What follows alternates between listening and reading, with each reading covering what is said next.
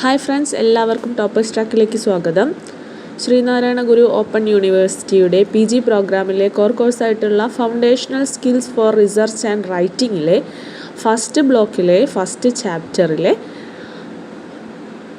Inquiry in various disciplines, അതായത് various ഡിസിപ്ലിൻസിലെ research forms എങ്ങനെയൊക്കെയാണ് എന്നുള്ള ടോപ്പിക്കാണ് നമ്മൾ ഈ വീഡിയോയിലൂടെ നോക്കാൻ പോകുന്നത്. നമ്മുടെ ഹയർ എഡ്യൂക്കേഷൻ മേഖലയിൽ പ്രധാനമായും 3 തരത്തിലുള്ള ഡിസിപ്ലിൻസ് ആണ് ഉള്ളത്. Language and literature, humanities, commerce and management എന്നിവയാണ് ആ 3 തരത്തിലുള്ള disciplines. Sociology, philosophy, economics, history പോലുള്ളവ ഏത് ഡിസിപ്ലിനിലാണ് വരിക? ഹ്യൂമാനിറ്റീസ് ഡിസിപ്ലിനിലാണ് സോഷ്യോളജി, ഫിലോസഫി, ഇക്കണോമിക്സ്, ഹിസ്റ്ററി തുടങ്ങിയ വിഭാഗങ്ങളൊക്കെ വരാം. അപ്പോൾ ഹ്യൂമാനിറ്റീസ് എന്ന് പറയുന്ന ഡിസിപ്ലിനിൽ തന്നെ എന്തുണ്ട്? വേരിയസ് ആയിട്ടുള്ള പഠന മേഖലകളുണ്ട് അല്ലേ? അപ്പോൾ സോഷ്യോളജിയിലെ പോലെ ആയിരിക്കില്ല ഫിലോസഫിയിലെ ഇൻക്വയറി വരിക. അതുപോലെ എക്കണോമിക്സിലെ ഇൻക്വയറി പോലെ ആയിരിക്കത്തില്ല ഹിസ്റ്ററിയിലെ ഇൻക്വയറി അല്ലെങ്കിൽ റിസർച്ചിൻ്റെ ഫോം എന്ന് പറയുന്നത്. റിസർച്ചിന് സ്വീകരിക്കേണ്ട രീതി അത് പല ഡിസിപ്ലിനിലും പല പഠന മേഖലകളിലും വ്യത്യസ്തമായിരിക്കും എന്നാണ് ഇവിടെ പറയുന്നത്. സോഷ്യോളജിയുടെ കാര്യം എടുക്കുകയാണെങ്കിൽ എന്താണ് sociology? The study of human social relationships and institutions ആണ് അല്ലേ? അപ്പോൾ സൊസൈറ്റി എന്ന് പറയുന്നത് എന്താണ്? ഡൈവേഴ്സ് ആയിട്ടുള്ള പലതരത്തിലുള്ള ആയിരക്കണക്കിന് അല്ലെങ്കിൽ ലക്ഷക്കണക്കിന് കൾച്ചേഴ്സും വ്യൂ പോയിൻറ്റ്സും സിസ്റ്റംസ് ഓഫ് ഓർഗനൈസേഷൻസും അടങ്ങിയതാണ് ഒരു സൊസൈറ്റി എന്ന് പറയുന്നത് അല്ലേ? അതുപോലെ തന്നെ ഹ്യൂമൻ എക്സ്പീരിയൻസസ് അഥവാ മനുഷ്യ അനുഭവങ്ങൾ എന്ന് പറയുന്നത് കോംപ്ലക്സിറ്റി ഉള്ളതാണ്, അതായത് കുഴപ്പം പിടിച്ചവയാണ് അല്ലേ? Multi layered and ever changing ആണ്. ഒന്നിന് പിറകെ ഒന്നായി ശൃംഖല പോലെ ഉണ്ടായിക്കൊണ്ടേയിരിക്കുന്ന ഒരു പ്രതിഭാസമാണ് മനുഷ്യാനുഭവങ്ങൾ, എക്സ്പീരിയൻസസ് എന്ന് പറയുന്നത്. അതുപോലെ അത് എപ്പോഴും മാറ്റത്തിന് വിധേയമാകുന്നവയുമാണ്. അപ്പോൾ സൊസൈറ്റിയെക്കുറിച്ചുള്ള പഠനത്തിൽ മനുഷ്യ മനസ്സുകളെക്കുറിച്ചുള്ള പഠനത്തിന് പ്രാധാന്യം ഏറെയാണ്. അതാണ് നമ്മുടെ റിസോഴ്സ് എന്ന് പറയുന്നത്. മനുഷ്യ മനസ്സുകളാണ് സൊസൈറ്റിയുടെ റിസോഴ്സ് എന്ന് പറയുന്നത്. അതാണ് നമ്മുടെ കളക്റ്റീവ് പാസ്റ്റ്. അപ്പോൾ നമ്മൾ ഇൻക്വയറി ചെയ്യുമ്പോൾ ഡീപ്ലി ഇൻക്വയറി ചെയ്യേണ്ടി വരും. ഇവിടെ സോഷ്യോളജിസ്റ്റ് ഏതെല്ലാം തരത്തിലുള്ള ഇൻക്വയറി മെത്തേഡ്സാണ് യൂസ് ചെയ്യുക? Interviews, surveys, participant observations and discourse analysis തുടങ്ങിയ ഇൻക്വയറി മെത്തേഡ്സാണ് ഇവിടെ സോഷ്യോളജിസ്റ്റ് യൂസ് ചെയ്യുന്നത്. അവർ അന്വേഷിച്ച് ചെല്ലുന്നത് ഫാമിലി സ്ട്രക്ചേഴ്സിലേക്കും ജെൻഡർ റോൾസിലേക്കും അതുപോലെ പാറ്റേൺസ് ഓഫ് ഇനീക്വാലിറ്റി അല്ലെങ്കിൽ കളക്റ്റീവ് ബിഹേവിയേഴ്സ് എന്നൊക്കെ തുടങ്ങിയ കാര്യങ്ങളിലേക്കാണ് ഒരു സോഷ്യോളജിസ്റ്റ് ഡീപ്ലി അന്വേഷിച്ച് ചെല്ലേണ്ടത്.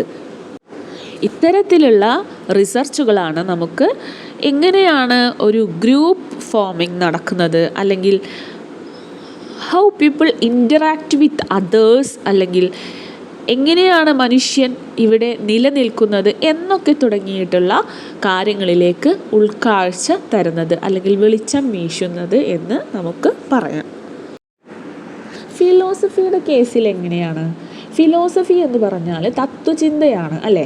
അതായത് study of knowledge, reality and existence.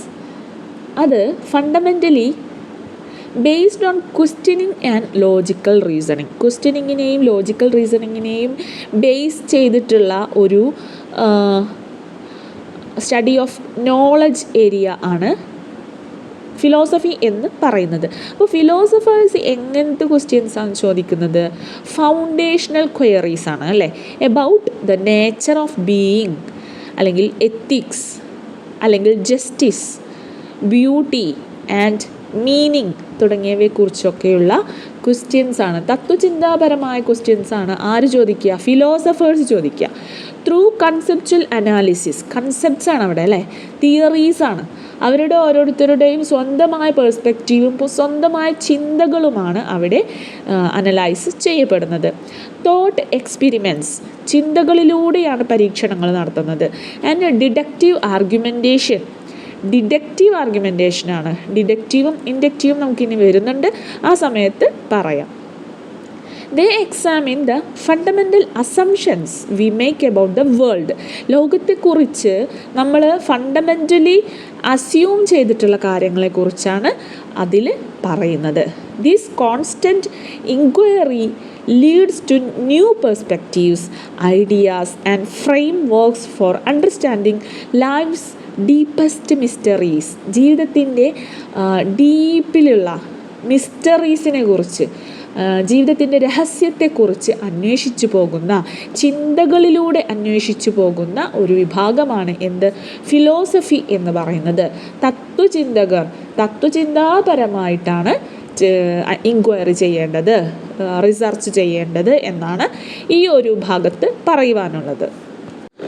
എക്കണോമിക്സിൽ എന്തൊക്കെയാണ് അനലൈസ് ചെയ്യുന്നത്? പ്രൊഡക്ഷനെ പറ്റിയും ഡിസ്ട്രിബ്യൂഷനെ പറ്റിയും കൺസംഷൻ ഓഫ് ഗൂഡ്സ് ആൻഡ് സർവീസസിനെ പറ്റിയുമൊക്കെയാണ് എക്കണോമിക്സിലുള്ള പഠന മേഖലകൾ എന്ന് പറയുന്നത്. അപ്പോൾ ഇവിടെ എന്താണ് റിസർച്ച് ചെയ്യേണ്ടത്? To really grasp the complex flow of wealth in സൊസൈറ്റിയിലുള്ള സമ്പത്തിൻ്റെ ഫ്ലോ, ഒഴുക്ക്, അത് എങ്ങനെയൊക്കെയാണ് എന്നതിനെ പറ്റിയാണ് നമ്മളിവിടെ പഠിക്കുന്നത്. എക്കണോമിസ്റ്റ് എന്താ ചെയ്യുന്നത്? Gather data, create models and actively explore economics institutions and decisions. അപ്പോൾ ഒരു എക്കണോമിസ്റ്റ് ചെയ്യേണ്ടത് എന്താണ്? ഒരു സമൂഹത്തിൽ എങ്ങനെയൊക്കെയാണ് പണം ചിലവാകുന്നത്, പണം ഏത് മേഖലകളിലൊക്കെയാണ് ഒഴുകുന്നത്, അല്ലെങ്കിൽ അവിടെ എങ്ങനെയൊക്കെയാണ് വിനിയോഗിക്കേണ്ടത്, സമ്പത്തിനെ ന്യായമായ രീതിയിൽ അല്ലെങ്കിൽ കൃത്യമായ രീതിയിൽ എങ്ങനെയാണ് വിനിയോഗിക്കേണ്ടത് എന്നത് സംബന്ധിച്ച റിസർച്ചുകളൊക്കെയാണ് എക്കണോമിസ്റ്റ് ചെയ്യേണ്ടത് അല്ലേ. അവരുടെ റിസർച്ച് പ്രധാനമായും ഏതൊക്കെ മേഖലകളിലാണ് ഉണ്ടാവുക? Supply and demand, market failures, trade, taxation, monetary policy, organisational behaviour തുടങ്ങിയവയിലൊക്കെയാണ് എന്ത്? എക്കണോമിക്സിൻ്റെ ഇൻവെസ്റ്റിഗേഷൻസ് നടത്തേണ്ടത്. This inquisitive work aids our comprehension of how economics function, എങ്ങനെയാണ് എക്കണോമിക്സ് ഫങ്ഷൻ ചെയ്യുന്നത് എന്നതിനെക്കുറിച്ചാണ് നമ്മളവിടെ റിസർച്ച് ചെയ്യേണ്ടത്. ഹിസ്റ്ററിയിൽ എങ്ങനെയാണെന്ന് നമുക്കറിയാം. ഹിസ്റ്ററി എന്ന് പറഞ്ഞാൽ എന്താണ്? എക്സ്പ്ലോറിങ് ദ പാസ്റ്റ് ആണ് അല്ലേ. പഴയ കാലത്തെക്കുറിച്ച്, നമ്മൾ കഴിഞ്ഞു വന്ന കാലത്തെക്കുറിച്ച്, എങ്ങനെയൊക്കെയായിരുന്നു ഒരു മനുഷ്യൻ്റെ ജീവിതം ഈ ലോകത്ത് കരുപിടിച്ചത് എന്നതിനെക്കുറിച്ചുള്ള പഠനം, എക്സ്കവേഷൻസ്, എക്സ്പ്ലോറിങ് ഒക്കെയാണ് ഈ ഒരു മേഖലയിൽ നടക്കുന്നത് അല്ലേ. ഇൻ്റർപ്രറ്റിംഗ് എവിഡൻസ് ആണ്, എവിഡൻസ് ബേസ്ഡ് ആയിട്ടുള്ള ഒരു ഇൻക്വയറിയാണ് ഇവിടെ നമ്മൾ നടത്തേണ്ടത്. ഹിസ്റ്ററി എന്ന് പറഞ്ഞാൽ to understand the past through primary sources. അപ്പോൾ നമ്മൾ പാസ്റ്റിനെ അറിയുകയാണ് എങ്ങനെ? പ്രൈമറി സോഴ്സസിലൂടെയും മെറ്റീരിയൽ എവിഡൻസിലൂടെയും പേഴ്സ്പെക്റ്റീവ് ഓഫ് ഡിഫറെൻറ്റ് ഈറാസിലൂടെയും. അതായത് ഇവിടെ കാലം വളരെ പ്രധാനപ്പെട്ടതാണ്.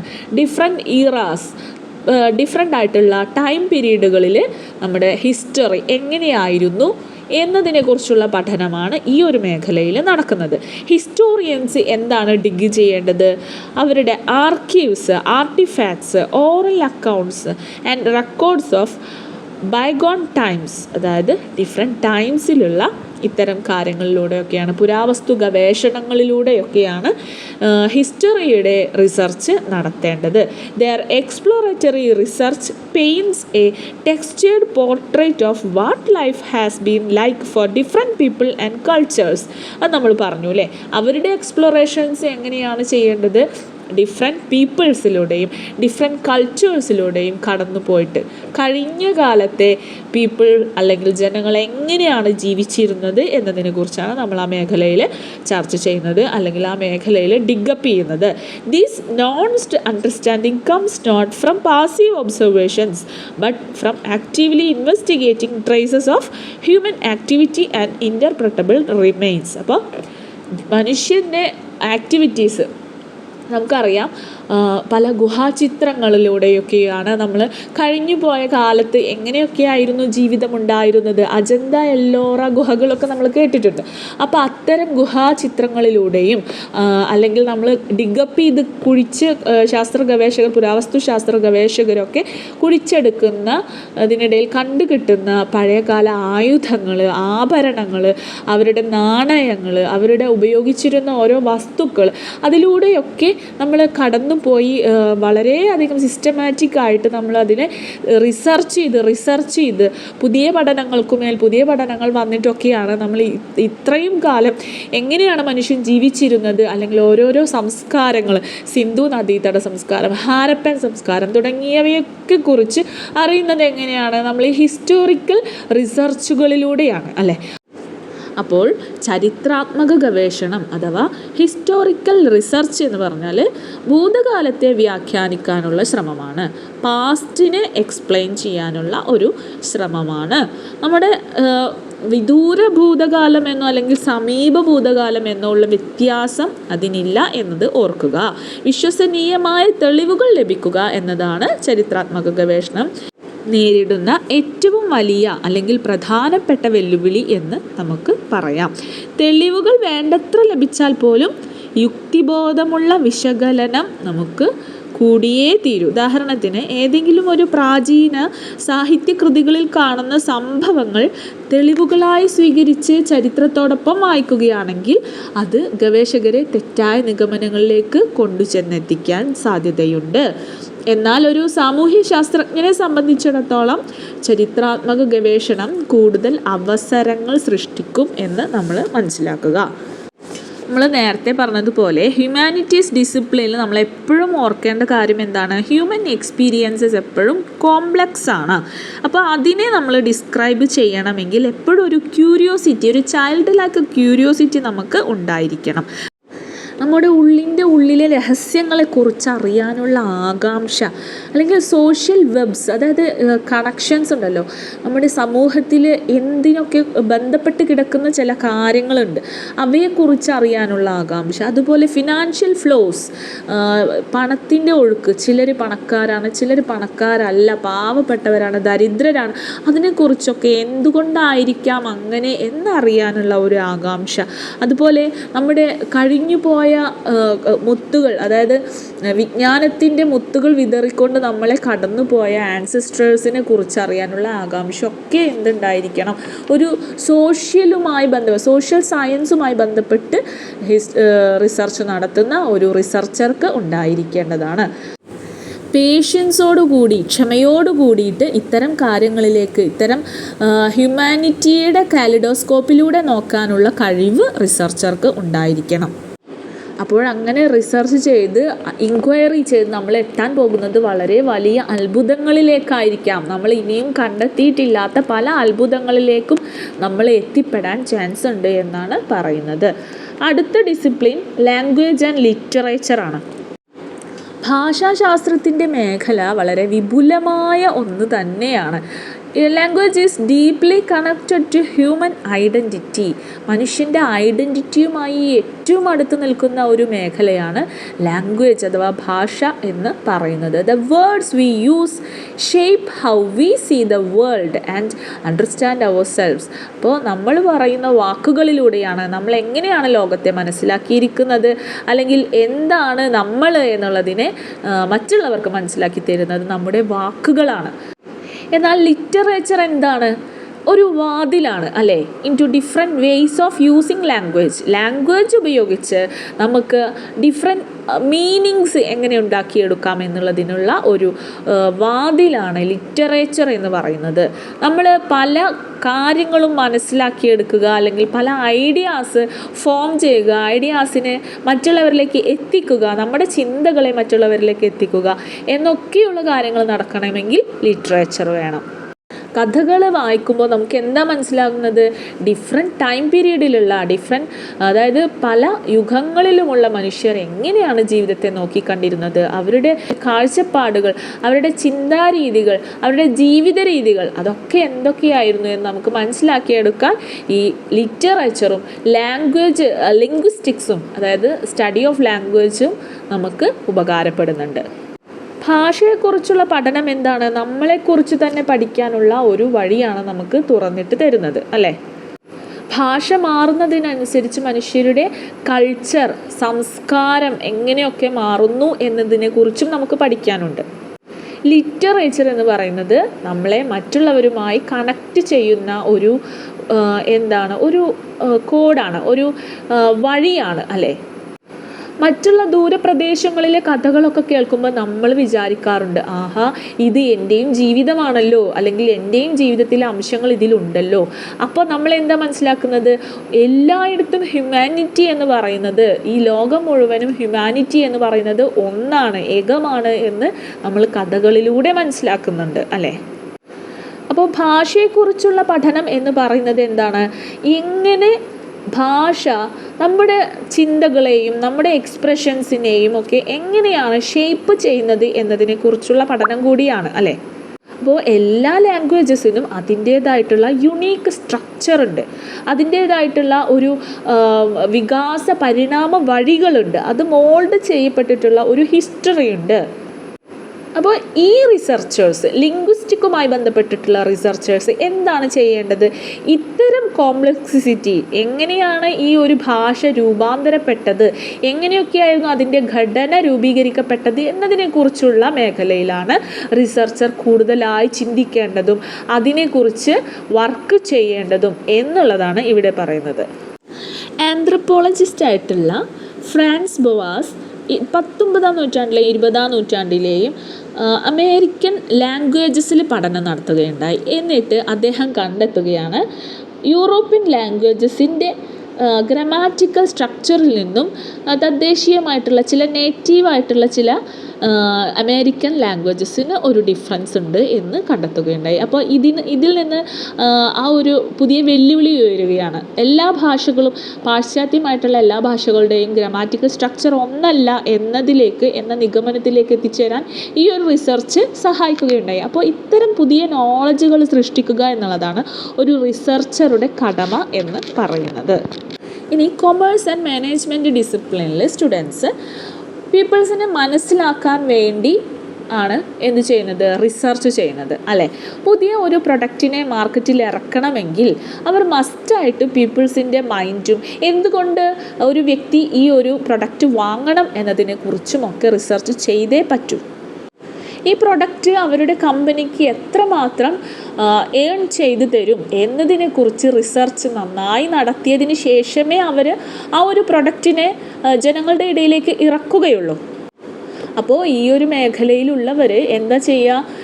പീപ്പിൾസിൻ്റെ ഇടയിൽ ഇറങ്ങി ഇൻ്റർവ്യൂസും സർവേസും ഒക്കെ നടത്തി ആ ഒരു പ്രൊഡക്റ്റിൻ്റെ ആവശ്യകത എത്രത്തോളമാണ് ആ ഒരു സമൂഹത്തിലുള്ളത് എന്നതിനെക്കുറിച്ച് മനസ്സിലാക്കി അതിൻ്റെ കൺസ്യൂമേഴ്സ് ആരൊക്കെയാണ് എന്നതിനെക്കുറിച്ച് കൃത്യമായ അളവെടുത്തതിന് ശേഷം മാത്രമേ ഒരു പ്രൊഡക്റ്റിൻ്റെ നിർമ്മാണത്തിലേക്കോ അല്ലെങ്കിൽ കമ്പനി അത് പ്രൊഡക്റ്റ് ചെയ്യാനുള്ള തീരുമാനത്തിലേക്കോ എത്തുകയുള്ളൂ. അപ്പോൾ സൈക്കോളജി, സോഷ്യോളജി തുടങ്ങിയ മേഖലകൾ കൂടി പഠിച്ചു വെക്കുന്നത് കൊമേഴ്സ് സ്റ്റുഡൻസിനെ ഡിഫറെൻറ്റ് ആംഗിൾസിൽ പീപ്പിൾസിനെ നോക്കിക്കാണാനായിട്ടും സഹായിക്കും. അപ്പോൾ ഇത്തരം കാര്യങ്ങൾ കൂടി കൊമേഴ്സ് ആൻഡ് മാനേജ്മെൻറ്റ് ഡിസിപ്ലിനിലുള്ള സ്റ്റുഡൻസ് ശ്രദ്ധിക്കേണ്ടതാണ്. എപ്പോഴും ക്വസ്റ്റ്യൻ ചെയ്യാനും ലേൺ ചെയ്യാനുമുള്ള ഒരു ക്യൂരിയോസിറ്റി ഇൻക്വയറി റിസർച്ചേഴ്സിന് ഉണ്ടായിരിക്കുന്നത് കൊണ്ട് തന്നെ ആ ഒരു കഴിവ് നമ്മളെ വൈസായിട്ടുള്ള ഒരു മാനേജറാക്കി മാറ്റും. എഫിഷ്യൻ്റ് ആയിട്ടുള്ള മാനേജറല്ല, വൈസായിട്ടുള്ള ഒരു മാനേജറാക്കി നമ്മളെ മാറ്റാൻ അത് സഹായിക്കും. എപ്പോഴും ഓപ്പൺ മൈൻഡ് ആയിരിക്കുക, എപ്പോഴും പുതിയ കാര്യങ്ങളെ പഠിക്കുവാനുള്ള ഒരു ത്വര നമ്മളിൽ ഉണ്ടായിരിക്കുക എന്നുള്ളത് പുതിയ പുതിയ കാര്യങ്ങളെ അപ്ഡേറ്റ് ചെയ്യുവാനും അത് നമ്മുടെ ബിസിനസ്സിലും അല്ലെങ്കിൽ നമ്മുടെ മേഖലയിലും കൂടി ആഡ് ചെയ്യാനും നമ്മളെ സഹായിക്കും എന്നത് എപ്പോഴും ഓർത്തു വെക്കുക. അപ്പോൾ ഇൻക്വയറി അല്ലെങ്കിൽ റിസർച്ച് എന്നതിൻ്റെ ആവശ്യകത അല്ലെങ്കിൽ അതിൻ്റെ പ്രാധാന്യം എത്ര വലുതാണ് എന്ന് നമുക്ക് മനസ്സിലാക്കാമല്ലോ. അടുത്തത് കോസേറ്റീവ് പ്രിമൈസസ് ഓഫ് ഇൻക്വയറി എന്നുള്ളതാണ്. Different types of thinking. അപ്പോൾ ഇതിൽ പറയുന്നത് 4 ടൈപ്സ് ഓഫ് തിങ്കിങ്ങിനെ കുറിച്ചാണ്. Convergent thinking, divergent thinking, critical thinking, creative thinking. അപ്പോൾ ഡിഫറെൻറ്റ് ടൈപ്സ് ഓഫ് തിങ്കിങ്ങിനെ കുറിച്ചാണ് ഈ ഒരു ടോപ്പിക്കിൽ പറയുന്നത്. നമുക്ക് പല രീതിയിൽ ഒരു കാര്യത്തെ ചിന്തിച്ച് മനസ്സിലാക്കിയെടുക്കാം അല്ലെങ്കിൽ തീരുമാനങ്ങൾ എടുക്കാം അല്ലേ.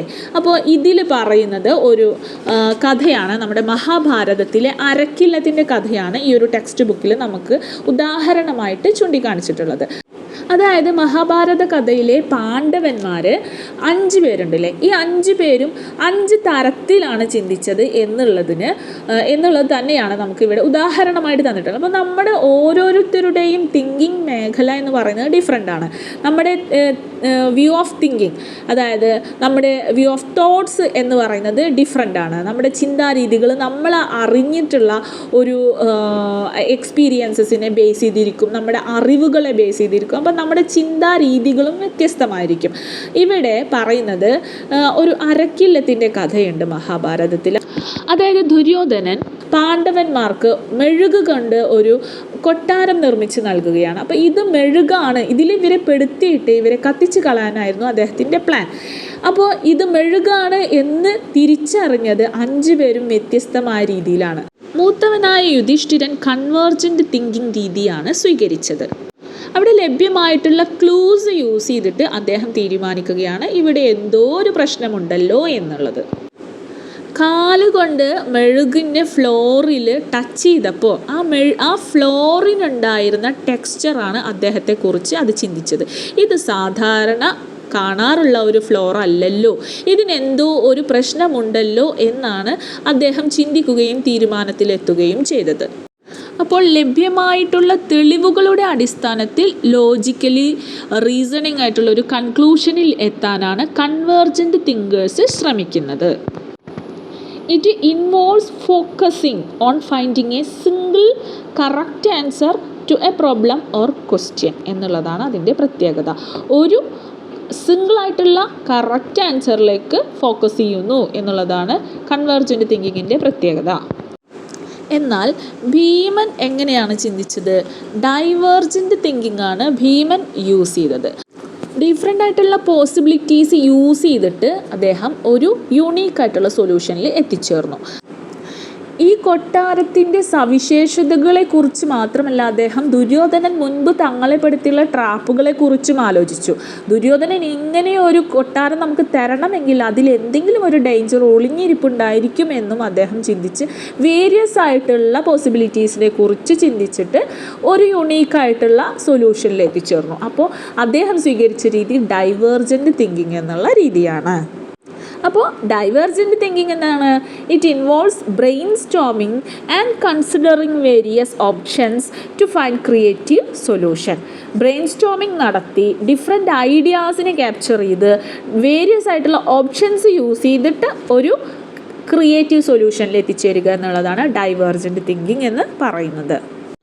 അർജുനനാവട്ടെ ക്രിട്ടിക്കൽ തിങ്കിങ് എന്ന രീതിയാണ് സ്വീകരിച്ചത്. അദ്ദേഹം അതിനെ സൂക്ഷ്മമായി പരിശോധിച്ചു. He paid close attention to details.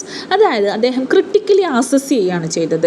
Positioning of the walls, torches and exits എല്ലാം അദ്ദേഹം ഒരു വിമർശന ബുദ്ധിയ നിരീക്ഷിക്കുകയും ഒടുവിൽ ഇതൊരു മെഴുകു കൊണ്ടുള്ള കൊട്ടാരമാണ് എന്ന സൊല്യൂഷനിൽ അല്ലെങ്കിൽ കൺക്ലൂഷനിൽ എത്തിച്ചേരുകയുമാണ് ചെയ്തത്.